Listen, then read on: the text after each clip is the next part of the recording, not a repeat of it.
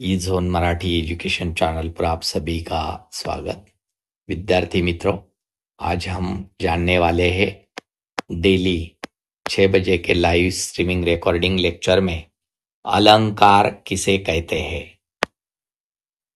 क्या कहा है? अलंकार किसे कहते हैं।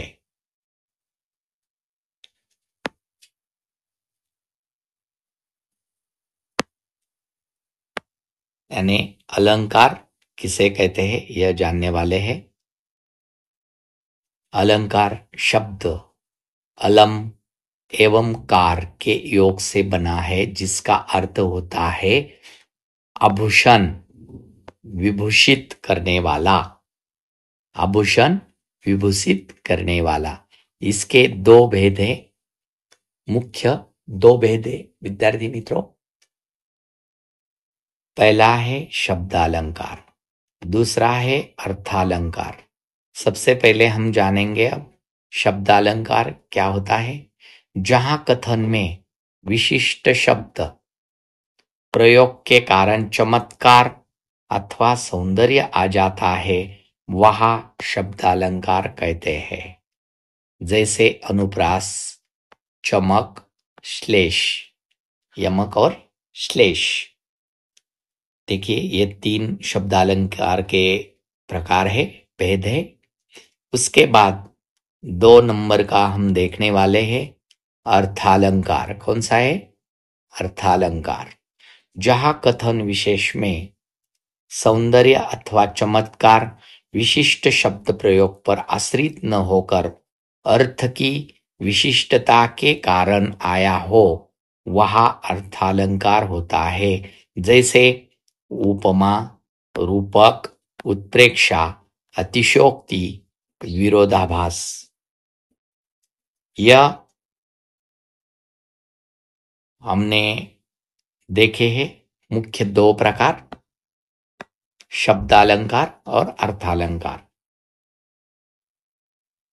उस मुख्य भेद देखने के बाद हम जानने वाले हैं विद्यार्थी मित्रों, आज शब्दालंकार पहला जो है वह है अनुप्रास। क्या कहते हैं उसे? अनुप्रास।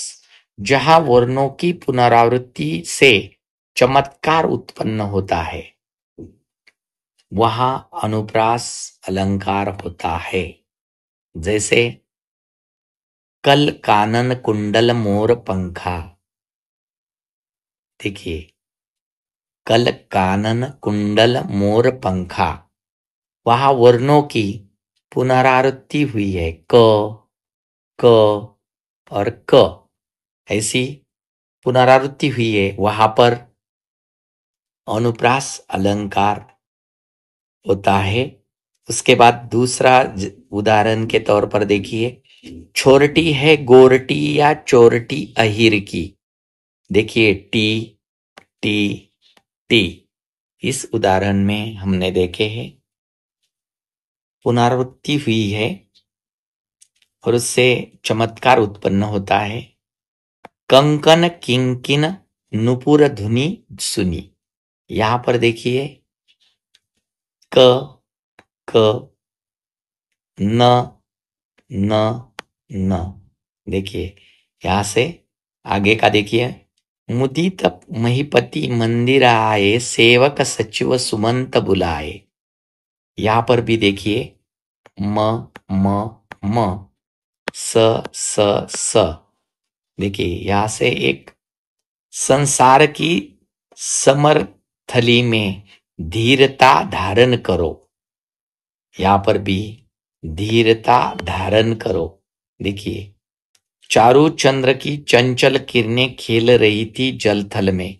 चारू चंद्र की चंचल किरणें खेल रही थी जल थल में। खेल रही थी जल थल। देखिए, यहाँ पर कुछ वर्णों से की पुनरावृत्ति से चमत्कार उत्पन्न होता है। इसी तरह जो पहला शब्द अलंकार है वह हमने इस लाइव स्ट्रीमिंग रिकॉर्डिंग लेक्चर में जाना है। चलिए आगे का जानेंगे। यमक।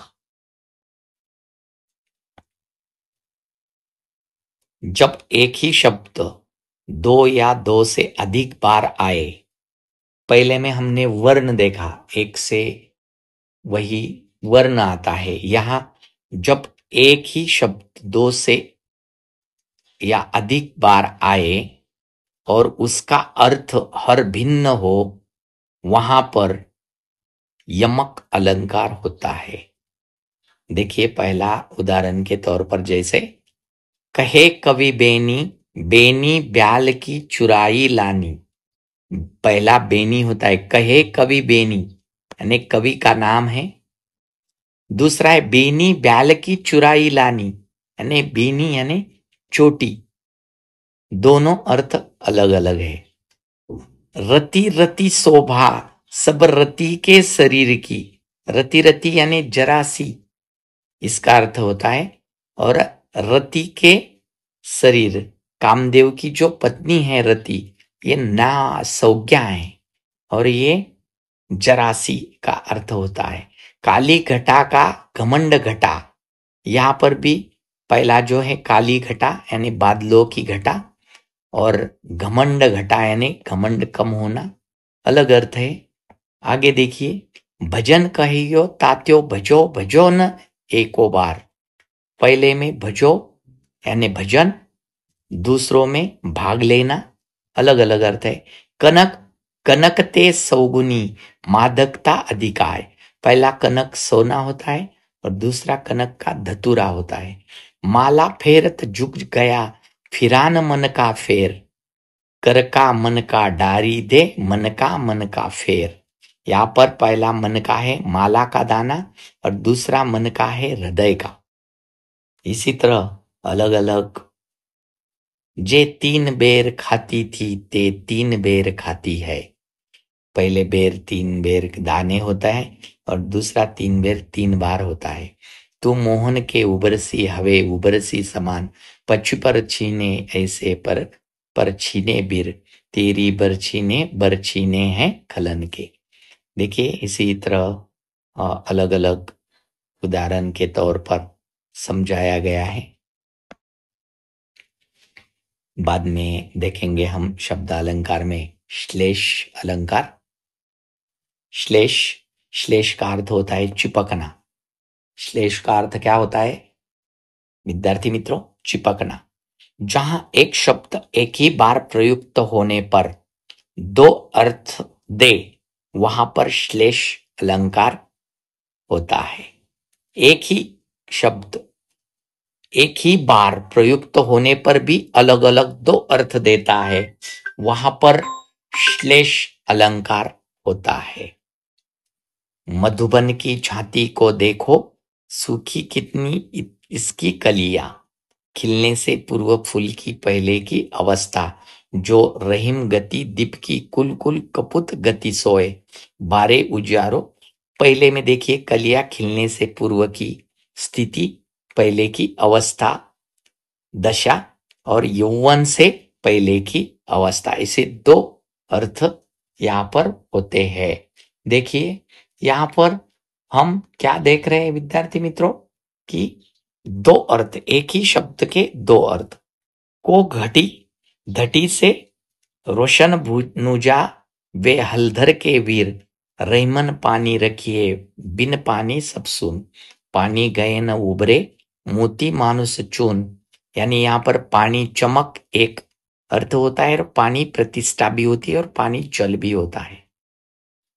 नर की अरु नलनीर की गति, एकाई कर जोय। जे तो नीचो हवे चले ततो ऊंचा होए। रावण सिर सरोज बनचारी, चली रघुवीर सिलीमुखधारी। सिलीमुख यानी बाण और भ्रमर, ऐसे दो अलग अलग अर्थ होते। उसके बाद देखेंगे हम उपमा। जहां एक वस्तु की दूसरी वस्तु के साथ किसी गुणधर्म अथवा स्वरूप के कारण समानता दिखाई जाती है, वहां उपमा अलंकार होता है।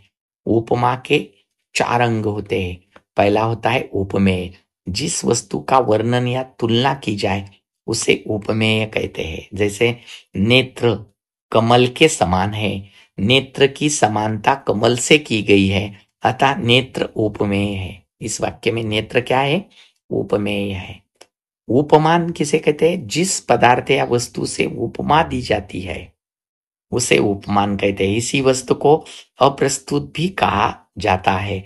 जैसे उपयुक्त उदाहरण में नेत्र की उपमा कमल से की गई है, अतः कमल उपमान है।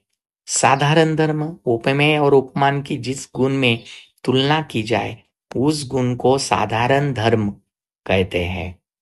नीचे दिए गए वाक्य में सुंदर साधारण धर्म है और वाचक उपमेय और उपमान की समता प्रकट करने वाले शब्द वाचक शब्द कहलाते हैं।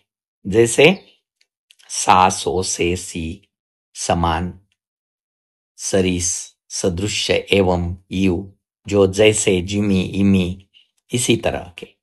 पीपर, पात, सरिस, मनडोला, आनंद, सुंदर, चंद्र सा, हरिपद, कोमल, कमल से। उसी तपस्वी से लंबे थे देवदारू दो चार खड़े।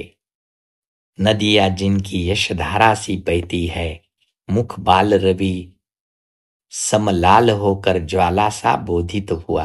नील गगन सा शांत हृदय था हो रहो, मुख मल के झूले पड़े हाथी सा टीला। यह जो उदाहरण दिए गए हैं उसके बाद देखेंगे हम रूपक अलंकार। कौन सा? रूपक, जहां गुण की अत्यंत समानता के कारण उपमेय में ही उपमान का अभेद्य आरोप कर दिया गया हो वहां रूपक अलंकार होता है। कौन सा? रूपक अलंकार। मुख चंद्र च तुम्हारा देख सके मन सागर मेरा लहराता। मैया मैं तो चंद्र खिलौना लयो चरण कमल। यानी गुण की समानता के कारण उपमेय और उपमान अभेद आरोप कर दिया है। यानी उपमेय उपमान एक ही है ऐसा लगता है, वहां रूपक अलंकार होता है। पायो जी मैंने राम रतन धन पायो, एक राम घनश्याम हित चातक तुलसीदास। राम नाम मणि दीप धरो जिय देहरी द्वार। इसी तरह उसके बाद हम देखेंगे उत्प्रेक्षा अर्थालंकार है, जहां उपमेय में उपमान की संभावना अथवा कल्पना कर ली गई है वहां उत्प्रेक्षा अलंकार होता है।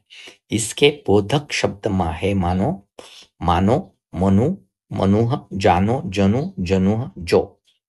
मानो माई धन धन अंतरदामिनी, चमचमात चंचल नयन, बिचु घूंघट पट छिन, मनहु सुर सरिता विचल, जल उछरत जुग मिन। इसी तरह सोहत ओढ़े पितपट श्याम सलोने गात, मनहु नीलमणि शैल पर आतप परयो प्रभात। इसी तरह उत्प्रेक्षा अलंकार के कुछ और भी उदाहरण है यहाँ पर। इसी तरह विद्यार्थी मित्रों, आप सभी ने यह लाइव स्ट्रीमिंग डेली 6 बजे का लाइव स्ट्रीमिंग रिकॉर्डिंग लेक्चर आप ईज़ोन मराठी एजुकेशन इस चैनल पर आप सब देख रहे हैं। आप सभी ने इसे सब्सक्राइब नहीं किया हो तो सबसे पहले सब्सक्राइब कीजिए, लाइक कीजिए और अंत तक देखना मत भूलिए। विद्यार्थी मित्रों, आप सभी ने यह अंत तक देखा, आप सभी को मेरी ओर से धन्यवाद।